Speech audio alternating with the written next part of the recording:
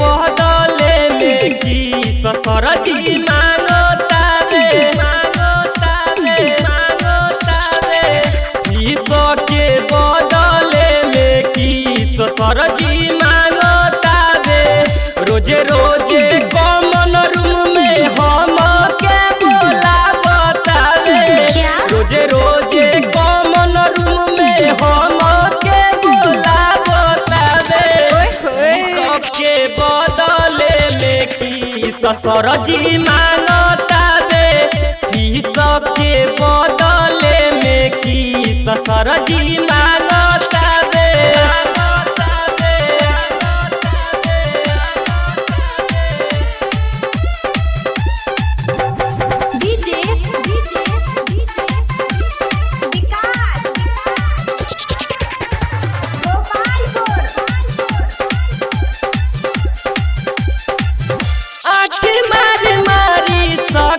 हम के पढ़वाला अपना नजरिया में हम के गरबला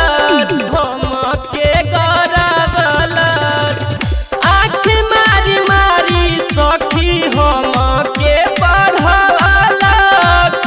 अपना नजरिया में हम के गरबला जोर घटाओ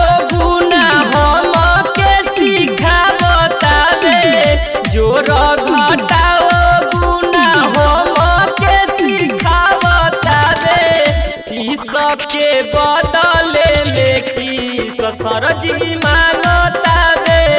फीस के बदले में की ससुर जी मांगता रे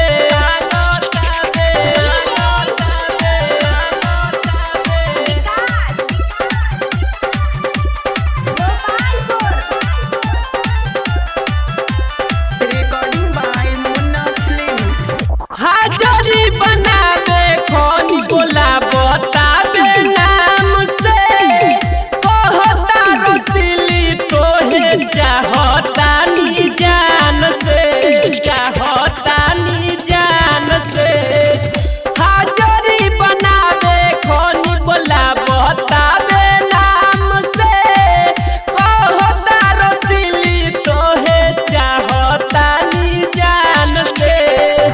गिलास में पानी रोजे हम से मंगावता रे गिलास में पानी रोजे हम से मंगावता रे फीस के बदले में की ससुर जी मांगता रे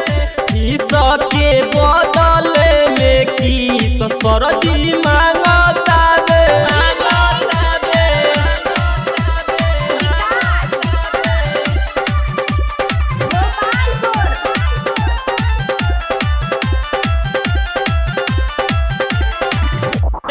राजीव सर के करेला सपोर्ट हो सिंगर जगन्नाथ चूसल चाहता बेहोट हो